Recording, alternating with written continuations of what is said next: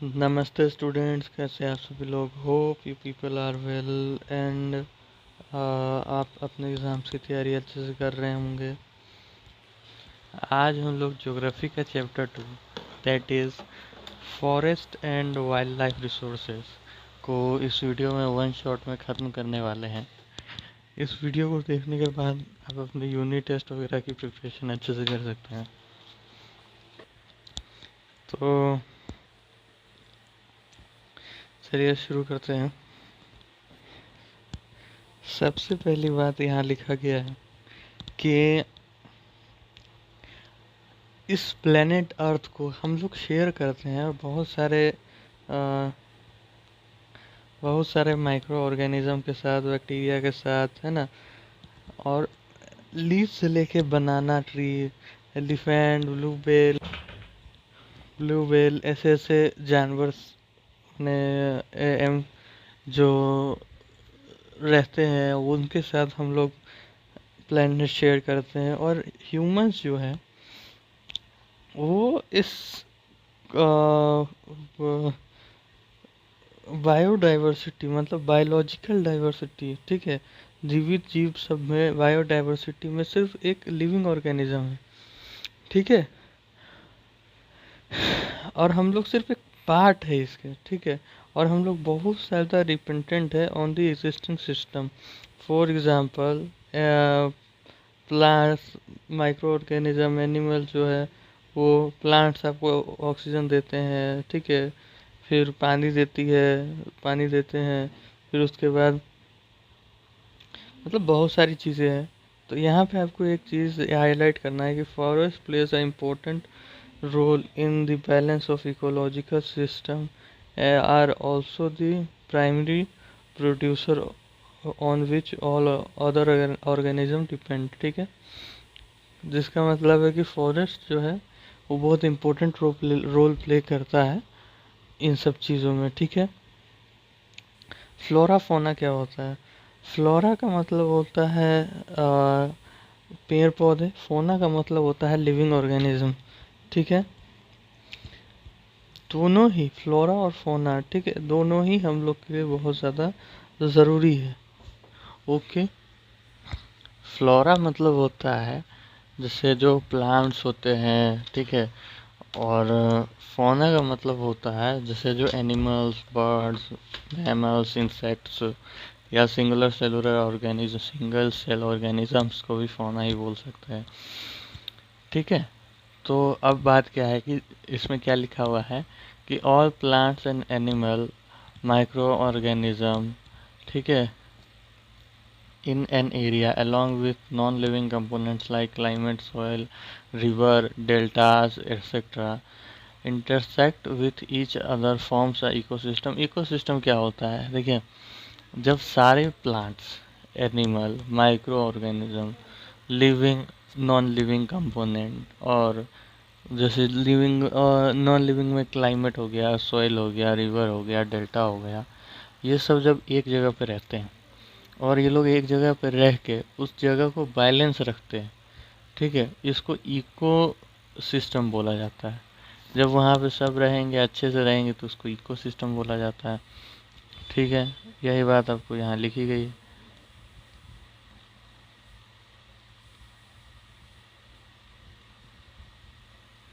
अब आप आ जाइए conservation of forest and wild life in India. इसमें क्या बताया गया था, ठीक है, कि बहुत सारे ऐसे एनिमल्स हैं जो कि हमारे अपने पर्सनल कारण से चाहे किसी भी कारण से एक्सटिंक्ट हो रहे हैं, माने ख़त्म हो रहे हैं, ठीक है।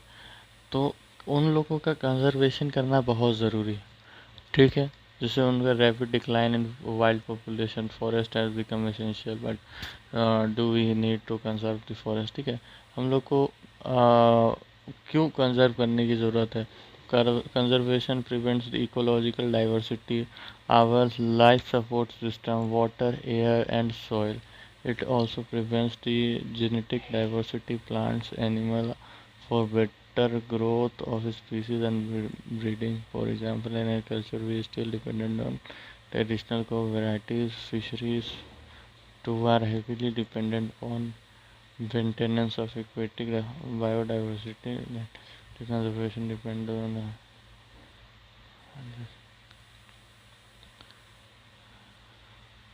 ठीक है सर, तो इसमें क्या बताई हुई है सो मैं आपको बताता हूँ। इसमें कुछ नहीं बताई है। एक एक इंटरनेशनल बॉडी होती है, बॉडी का नाम है आपको IUCN, ठीक है।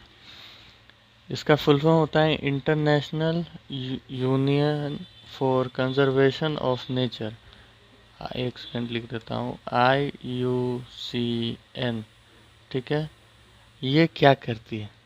ये मॉनिटर करती है इकोसिस्टम की हेल्थ को, ठीक है, स्पीसीज को, और आइडेंटिफाई करती है कि कौन एक्सटिंक्ट करने वाला है, एंडेंजर की कैटेगरी में क्या होता है, वो सब। अब आपको मैं बता दूं क्या है। देखिए, ये जो IUCN का जो डाटा आता है, international union for conservation of nature, ये कुछ कुछ डेटा निकालती है। एक आती है एक्सटिंक्ट की, ठीक है। उसके बाद आती है क्रिटिकल की, ठीक है। फिर आती है वर्नरेबल की, ठीक है। और लास्ट में आती है लीस्ट कंसर्न की। लीस्ट कंसर्न क्या होता है? लीस्ट कंसर्न वो एनिमल है जैसे कि जो अभी तो बिल्कुल भी खत्म होने का कोई कागार ही नहीं है, मतलब अभी है, ये नॉर्मल है। इसमें जैसे कि एग्जांपल में आप कैटल्स, रैट्स वगैरह ले सकते हैं। फिर आती है वर्नरेबल। वर्नरेबल में वो होता है जो रिस्क पे है, ठीक है, लेकिन हाई रिस्क पे नहीं है, मतलब है। जैसे कि इसमें आ जाता है एशियाटिक एलिफेंट, है ना। फिर उसके बाद ब्लू शीप, ये सब आ जाते हैं। फिर आप सॉरी फिर आप आ जाइए, यहाँ पे इंडेंजर्ड होगा, इंडेंजर्ड, इंडेंजर्ड का मतलब है कि ये लोग बहुत हाई रिस्क पे है कि ये लोग खत्म हो जाएंगे। जैसे एक है ब्लैक बग, फिर एक है क्रोकोडाइल, ठीक है। फिर उसके बाद इंडियन वाइल्ड एस, ठीक है, ये सब है। फिर उसके बाद है आपको तो उसके बाद अब आपको है कौन सा हो सकता है, लायन टेल मॉस्क्यू, है ना। ये सभी है जो कि एक्सटिंक्ट के कैटेगरी में है। अब एक है एंडेंजर्ड की कैटेगरी में, एक है एक्सटिंक्ट। एक्सटिंक्ट का मतलब क्या है? जो खत्म हो चुका है, अब नहीं है, ठीक है। इसका एग्जांपल जैसे एशियाटिक चीता, ठीक है, फिर पिंक हेड डक, ये सब इसके एग्जांपल्स हो जाएंगे, ठीक है। अब हम आगे आ जाते हैं।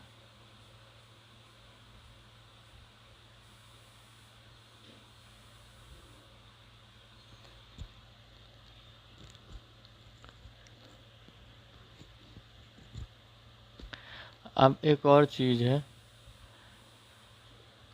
एंडेमिक स्पीसीज करके एक टॉपिक है आपका।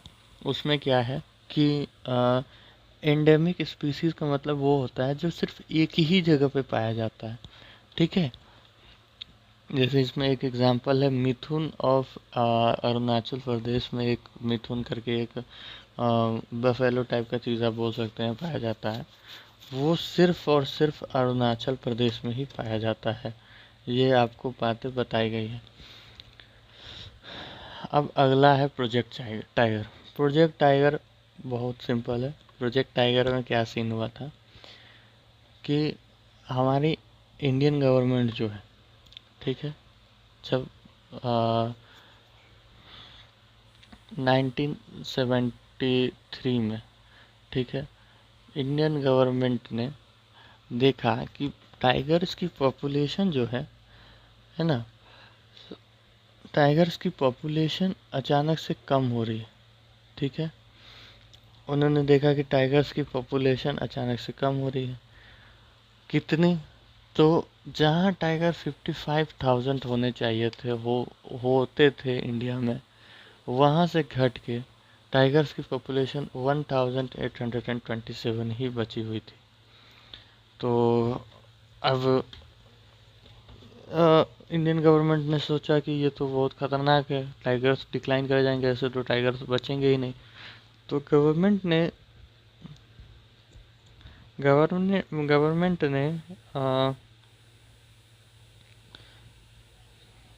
क्या किया,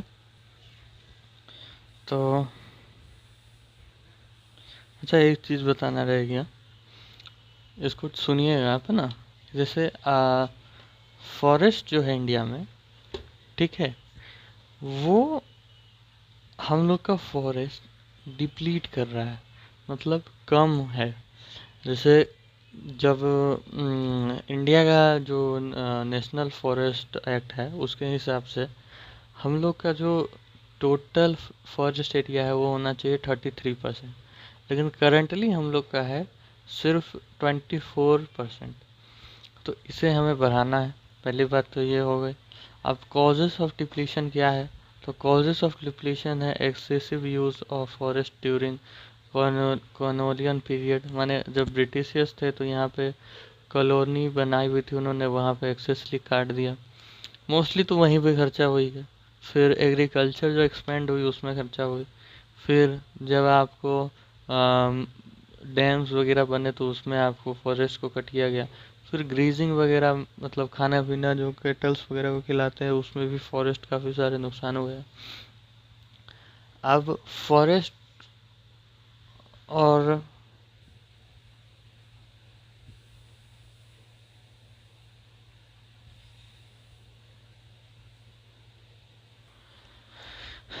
अब फॉरेस्ट को कंजर्व करने के लिए इंडियन गवर्नमेंट ने एक एक्ट लाया। हालांकि ये एक्ट सबसे पहले ब्रिटिशर्स ने लाया था 1894 में। बाद में इसको इंडियन कॉन्स्टिट्यूशन, जब इंडिया आज़ाद हो गई तब 1952 और 1958 में दो बार अमेंड किया गया। नेशनल फॉरेस्ट पॉलिसी नाम से ये एक्ट है, ठीक है। इसके हिसाब से कंजर्वेशन करना पड़ेगा। उसके बाद अब यहाँ से अब प्रोजेक्ट टाइगर पे आइए। इतनी चीज़ें आपको समझानी थी तभी आपको प्रोजेक्ट टाइगर समझ में आता। प्रोजेक्ट टाइगर के लिए सबसे पहले एक वाइल्ड प्रोटेक्शन एक्ट लाया गया 1972 में, ठीक है। और इसको आप याद रखिएगा, 1972 में वाइल्ड प्रोटेक्शन एक्ट लाया गया। अब एक एक बात और फॉरेस्ट पे आप आ जाइए कि फॉरेस्ट को बचाने के लिए गवर्नमेंट ने क्या क्या पॉलिसी लाई है ना,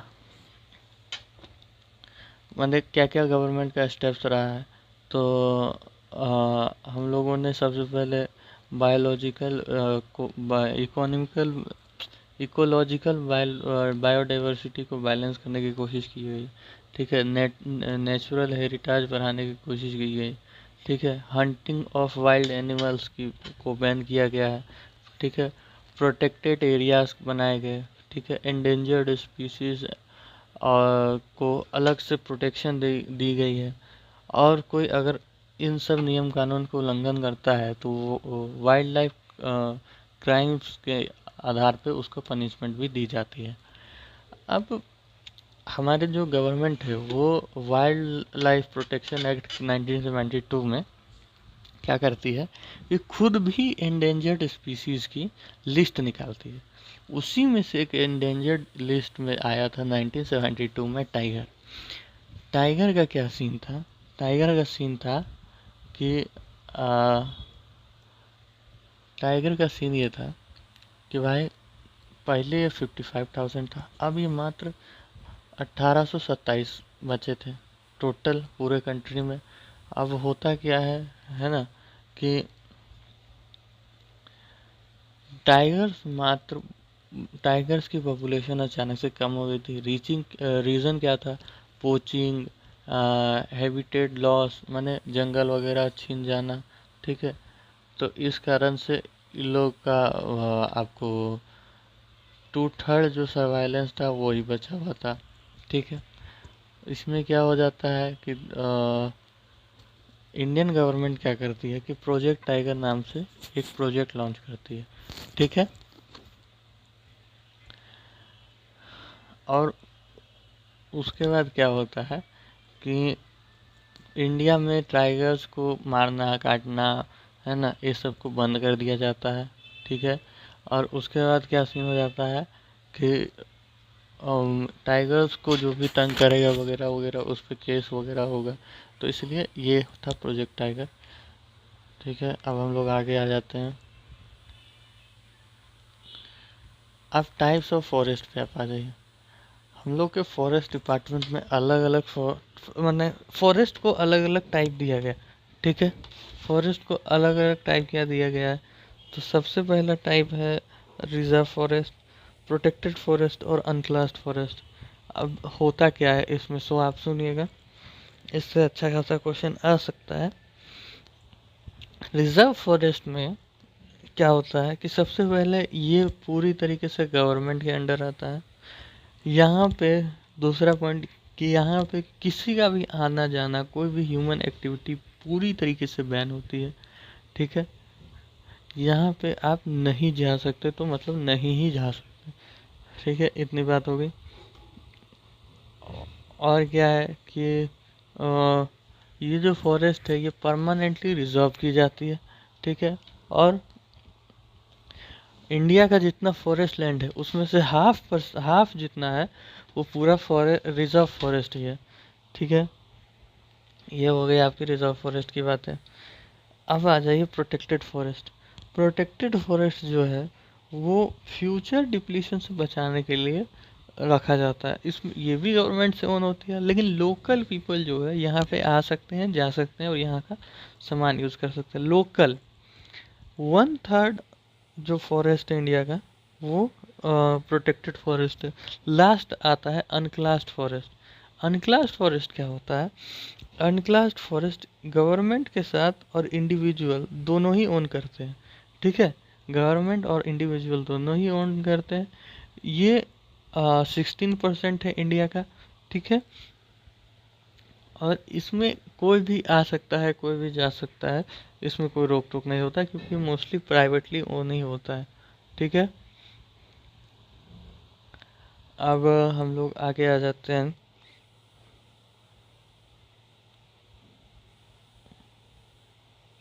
कंजर्वेशन बाय कम्युनिटी।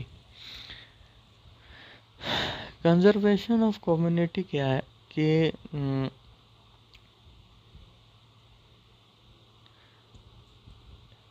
ज़रूरी नहीं है कि हर बार कंजर्वेशन के स्टेप सरकार ही आगे बढ़ के ले।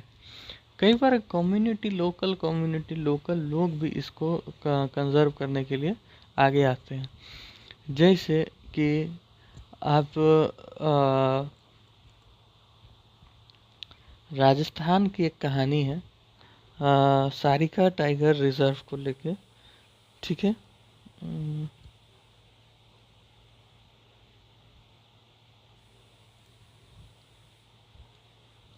ठीक है, सारिका टाइगर रिजर्व को लेके राजस्थान में विलेजेस क्या करते हैं, लड़ाई करते हैं, माइनिंग जो कर वहाँ पे क्या होता है कि सारिघा टाइगर रिजर्व में एक जंगल है।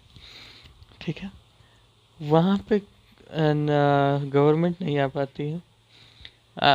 तो वहाँ पे कुछ कुछ प्राइवेटली ओन प्राइवेट आदमी सब आते हैं, वहाँ पे माइनिंग शुरू कर देते हैं।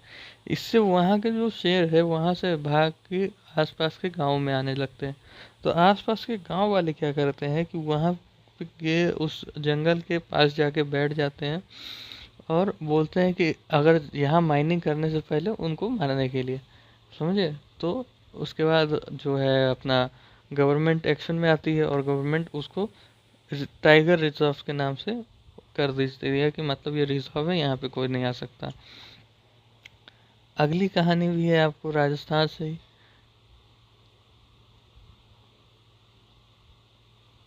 ठीक है, अब यहाँ क्या होता है कि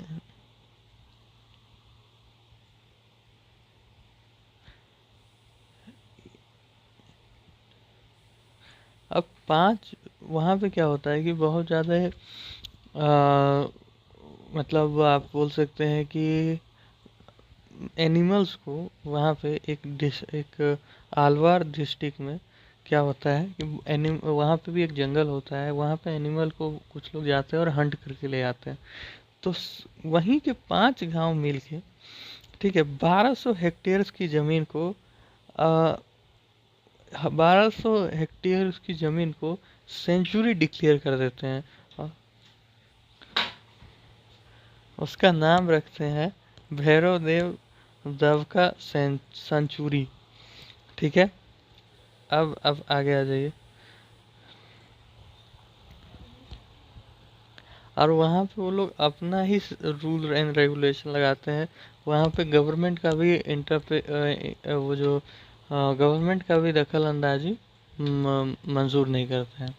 अब आप आगे आ जाइए। चिपको मूवमेंट हिमाचल प्रदेश हिमालयास उत्तराखंड से शुरू हुआ है। चिपको मूवमेंट क्या था कि ब्रिटिशर्स के टाइम पे सुंदर लाल भावगुणा ने इसको शुरू किया था।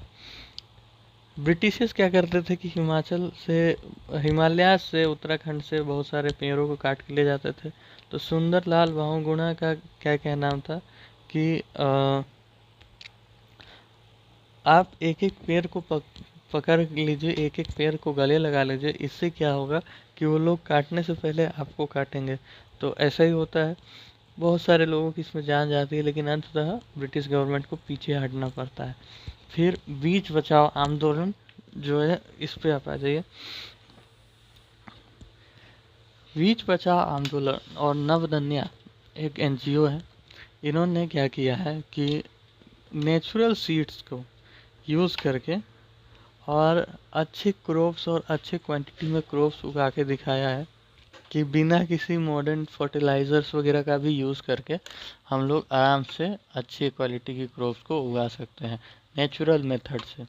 अब आप आ जाइए JFM पर, joint forest management. Joint forest management क्या कहता है? ये सबसे पहले शुरू हुआ था उड़ीसा में, 1988 में उड़ीसा में शुरू हुआ था। जॉइंट फॉरेस्ट मैनेजमेंट कहता ये है कि अब हर जगह गवर्नमेंट को पहुंच पाना बहुत मुश्किल काम है।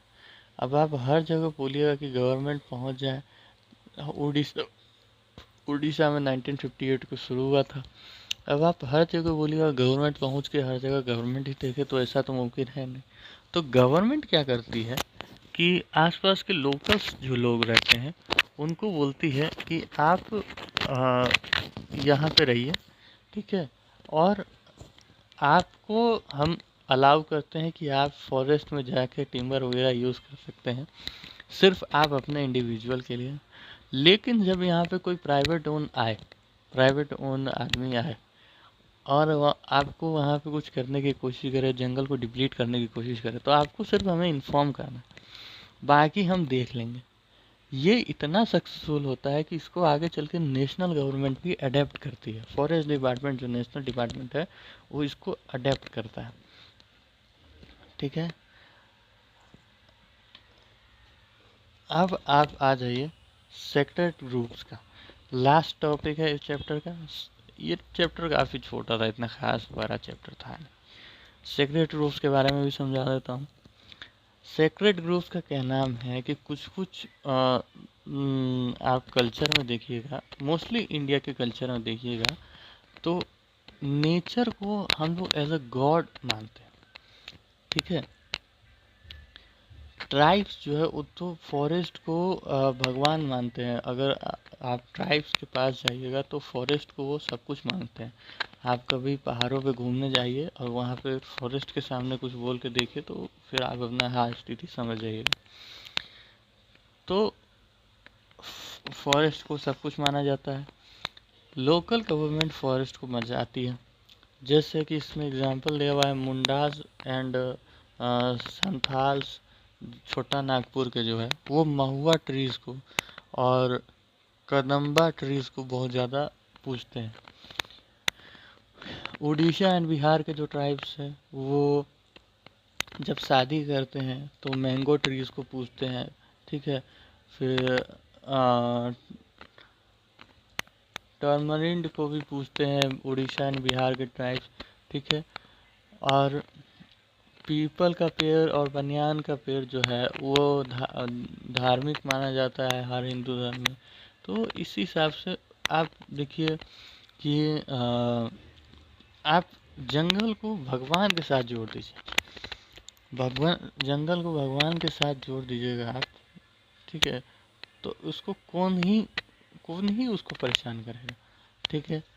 जैसे कि आप यहाँ पे एग्जांपल दिया हुआ है बिश्नोई विलेज का, जो कि ब्लैक बग या चिंकारा जो हिरन है और नील गाय और पिकॉक को क्या करती है कि पूजती है। बिश्नोई और सलमान खान जी का भाई साहब का कुछ ना कुछ आपने देखा होगा, तो वही सीन वाली बात है कि लोग उसको पूजते हैं, तो उसको क्यों बर्बाद करेंगे। ऐसे भी आप कंजर्वेशन किया जा सकता है, ठीक है। जैसे हम लोग जो बंदर होते हैं, मंकी होते हैं, उनको हनुमान जी मान लेते हैं, तो उनको कौन ही परेशान करेगा। इसीलिए इस तरीके से भी कंजर्वेशन की जा सकती है। चैप्टर हमारा होता है यहाँ पे ख़त्म। ओके, इस चैप्टर में अगर आपको कोई डाउट रह गया हो, ठीक है, तो आप ज़रूर पूछिएगा। ओके, अब एक सेकंड, हाँ, चैप्टर हो चुका है ख़त्म। आपको इस चैप्टर में कोई डाउट हो, कोई परेशानी हो, तो आप ज़रूर पूछिएगा, ठीक है। हालांकि ऐसी परेशानी होनी तो नहीं चाहिए, बहुत आसान, बहुत छोटा चैप्टर था, कुछ ऐसा खास था नहीं।